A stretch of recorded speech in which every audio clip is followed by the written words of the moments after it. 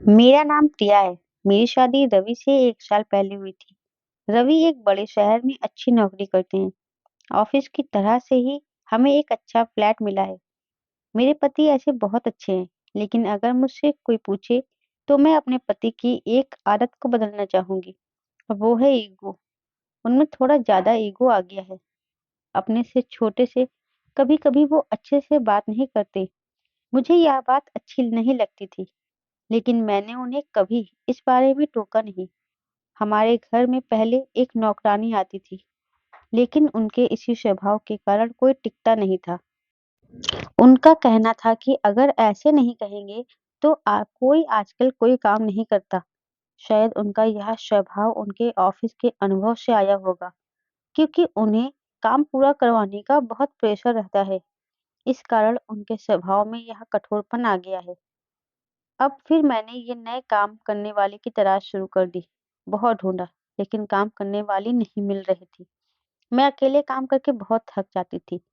कहने को हम 2 लोग ही घर में रहते हैं, मगर कभी-कभी इनके ऑफिस के लोग डिनर पर आ जाते हैं, जिससे मेरा काम बहुत बढ़ जाता है। इसलिए अब मुझे जल्द ही एक काम करने वाली चाहिए थी। तभी कुछ दिनों बाद घर पर ही एक शख्स अपने आप काम ढूंढते हुए आ गए। उन्होंने अपना नाम रामू बताया था। उम्र उनकी करीब 45 साल की थी। उन्होंने कहा कि उन्हें कहीं से पता चला है कि यहाँ काम है। मैंने पूछा किसने बताया? वो बोले कि अभी उनका नाम याद नहीं आ रहा है। मैंने कहा कि आप खाना बना लेंगे? उन्होंने कहा कि हाँ, मैं अच्छा खाना बनाता हूँ। आपको कोई परेशानी नहीं होगी। शुरुआत में मेरा मन नहीं माना, क्योंकि वो किसी की पहचान से नहीं आए थे। लेकिन फिर मैंने सोचा कि शाम को इनसे मिलवा देती हूँ। शाम को जब वो घर आए, तब मैंने कहा कि कोई काम के लिए आया है। उन्होंने भी यह कहा कि क्या उसे जानती हो? मैंने कहा कि नहीं। वो रामू से मिले। पूछा कि पहले भी काम किया है? वो बोले कि हाँ साहब। उनकी उम्र के चलते उन्होंने भी यही सवाल पूछा कि तुम खाना बना लेते हो? वो पहले ही थोड़ा घबराए हुए थे। कहा कि साहब बना लूंगा। ठीक है, उन्होंने कहा, और कहा कि साफ सफाई से खाना बनाना, और छुट्टी नहीं मिलेगी। रोज-रोज का नाटक नहीं चलेगा कि तबीयत खराब है या घर में कोई बीमार है। यह सब बातों का ध्यान रखना। अभी खाना बनाकर दिखाओ। पसंद आया तो कल से तुम्हारी नौकरी पक्की होगी। इतना सब मेरे पति से सुनने के बाद मैंने सोचा कि वो कुछ बोलेंगे, लेकिन रामू ने सिर्फ इतना ही कहा कि हाँ साहब, ठीक है। मुझे उन्होंने उस पर ध्यान रखने को कहा। वो खाना बना रहे थे, काम अच्छे से कर रहे थे। लग रहा था कि उन्हें पहले भी इसका अनुभव था। खाना बनकर तैयार हो गया था। उन्होंने खाना टेबल पर लगाया। मेरे पति ने और मैंने दोनों ने खाना खाया। मुझे खाना अच्छा लगा, और मेरे पति के चेहरे से भी मुझे लग रहा था कि उन्हें भी खाना बहुत पसंद है। लेकिन उनकी आदत के अनुसार उन्होंने कुछ कहा नहीं। उन्होंने कहा कि खाना ठीक है, कल से आना, लेकिन ध्यान रहे कि खाना इससे खराब ना बने। इससे अच्छा बना सको तो अच्छा। इतना सुनकर उनके चेहरे पर एक खुशी दिखाई दी। अगली सुबह से वो घर आने लगे। ज्यादा बातें वो नहीं करते थे, कम बोलते थे, सिर्फ अपना काम करते थे। मेरे पति ने मुझे समझाया था कि नजर रखना और अपना ध्यान रखना।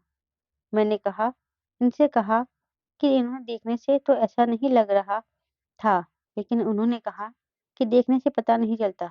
तुम इन पर नजर रखो, और कुछ दिन में इसकी जानकारी भी निकलवा लेना कि ये कहाँ से है। मुझे भी उनकी बात सही लगी, क्योंकि वो ऐसे ही अचानक मेरे घर पर आ गए थे और कहा था किसी से पता चला है। उनकी उम्र देखकर मैंने उन्हें रख लिया था।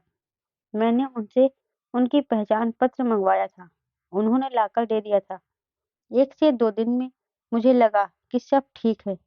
उनको काम करते हुए अभी 1 हफ्ता ही हुआ था कि एक दिन काम करने के बाद उन्होंने मुझसे कहा कि मैडम, थोड़े पैसे एडवांस मिल जाते तो अच्छा होता। मुझे ज़रूरत है। मैंने उनकी बात सुनी, और उस समय मैंने भी अपने पति की तरह सोचा और उन्हें कहा कि नहीं, अभी नहीं मिलेंगे। आपको पहले ही इन्होंने सारी बात बताई थी, और मैं साहब से पूछूंगी। ऐसा कहकर मैंने उनकी बात को टाल दिया।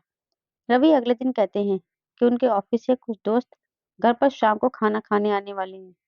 उन्होंने रामू से कहा कि उनके दोस्तों के लिए स्पेशल खाना बनाना होगा। उन्होंने कहा ठीक है साहब। शाम उनके दोस्त और उनकी फैमिली भी घर आए। 3 दोस्त के साथ उनकी पत्नी और बच्चे भी थे। खाने में 4 से 5 तरह के पकवान बनाए थे। सबने खाना बड़े चाव से खाया और तारीफ भी की। खाने के बाद हम सब बैठे बात कर रहे थे। रामू अपना काम खत्म करके जाने की तैयारी कर रहे थे। तभी उनके एक दोस्त का मोबाइल नहीं मिल रहा था। मोबाइल महंगा था, साथ ही उसमें ऑफिस के जरूरी नंबर और इमेज भी थी, इसलिए वो थोड़ा परेशान हुए। सभी जगह ढूंढ लिया, बच्चों से भी पूछा, लेकिन नहीं मिला। फोन लगाने पर फोन भी नहीं लग रहा था। हम सब मिलकर मोबाइल ही ढूंढ रहे थे कि रामू किचन में से आए और कहा कि मैडम मैं चलता हूँ। आज उनके हाथ में एक छोटा सा बैग था। उनके इतना कहने पर मेरे पति ने कहा कि रुको, मोबाइल जो तुमने चुराया है वापस दो। उन्होंने जब यह सुना तो कहा कि साहब आप क्या बोल रहे हैं? चोरी? यह तो मैं अपने सपने में भी नहीं सोच सकता। मेरे पति ने कहा कि ठीक है, फिर तलाशी दो और चले जाना। यह सुनकर उन्होंने कहा कि नहीं, मैंने जब चोरी नहीं की तो तलाशी क्यों दूं? मेरे मेरे पति बोले कि जब चोरी नहीं की तो तलाशी से क्यों डर रहे हो? इतना कहकर वो उनके पास गए और उनके हाथ में जो बैग था उसे लेने लगे। रामू ने बैग पकड़ा और कहा कि साहब छोड़ दीजिए, इसमें मोबाइल नहीं है। मेरे पति को गुस्सा आ गया। कहा कि एक तो चोरी करता है, उस पर आंखें भी दिखाता है, छोड़ बैग। उन्होंने उसका बैग छीना और उसकी तलाशी ली। उसमें मोबाइल नहीं था, बल्कि खाना था। मेरे पति बोले कि तुम खाना चोरी करके ले जा रहे थे? रामू की आंखों से अब आंसू आने लगे। वो बोले कि मैंने चोरी नहीं की। मैडम ने कहा था मैं खाना खाकर जाऊं, तो यह मेरे हिस्से का खाना है, मेरे पोते के लिए। उसने बहुत दिन हो गए हैं अच्छा खाना नहीं खाया। साहब, मेरा बेटा होता तो शायद मुझे यह दिन देखना नहीं पड़ता। मेरा बेटा 2 साल पहले इस दुनिया से चला गया। इकलौता बेटा था मेरा। घर में अब मैं ही हूँ और उसकी बीमार माँ। बड़ी मुश्किल से घर संभाल रहा हूँ। मैडम ने खाना खाने के लिए बोला। खाना अच्छा बना तो मैंने सोचा मेरे पोते को खिला दूंगा और उसके चेहरे पर जो खुशी आएगी वो मैं देखना चाहता था। मैंने मैडम से एडवांस भी मांगा था घर के लिए। इतना बोलकर वो बिना खाना लिए ही रोते हुए चले गए। वो इतना कुछ झेल रहे थे, हमें इसका पता नहीं था। और आजकल की दुनिया ऐसी ही हो गई है। कुछ बुरा होने का हमें इतना डर है कि हमें अच्छाई भी दिखाई नहीं देती। इससे हमारा भी कसूर नहीं है। उनके जाने के बाद मोबाइल का भी पता चल गया। उन्हीं का बच्चा बोला कि उससे मोबाइल नीचे गिर गया था और बंद हो गया। पापा डांटेंगे इसलिए उसने मोबाइल सोफे के नीचे रख दिया। उसके पिता को इन सब के लिए शर्मिंदा होना पड़ा। पहली बार रवि की आंखों में पछतावा देखा था। रात रवि ठीक से सोए नहीं। हालांकि उन्होंने मुझसे कुछ कहा नहीं, लेकिन मुझे पता था कि उन्हें बुरा लग रहा है। सुबह मुझे पता था कि वो फिर नहीं आएंगे, इसलिए मैं जल्दी उठी और घर का काम खुद करने लगी। थोड़ी देर बाद जब दरवाजे की बेल बजी और मैंने खोला तो सामने वही थे। चुपचाप वो अंदर आकर अपना काम करने लगे। मैंने बोला, मैंने सोचा कि शायद आप नहीं आओगे। वो बोले, मैंने भी सोचा था, लेकिन मैडम घर पर खाना नहीं हो तो आना ही पड़ता है। रवि ने उन्हें देखा तो जैसे उनको कुछ शांति मिली। उन्होंने 10,000 रुपए उन्हें दिए और कहा कि कल रात के लिए उन्हें माफ कर दे। पैसे लेने से उन्होंने मना किया तो वो बोले कि यह एडवांस है, रख लीजिए। बस इतना ही चाहिए था रामू को, थोड़ा सा कोई प्यार से बोल दे और थोड़े से पैसे। अच्छा लगा मुझे भी मेरे पति का यह बदला हुआ रूप देखकर। वो कठोर हैं, वो भी ऊपर से, और वो भी उन्हें बनना पड़ता है। अंदर उनके भी एक नरम सा दिल इंसान ही है। दोस्तों, आपको मेरी कहानी कैसी लगी कमेंट बॉक्स में जरूर बताएं और आगे ऐसी कहानियां सुनने के लिए मेरे चैनल को सब्सक्राइब जरूर करें। धन्यवाद।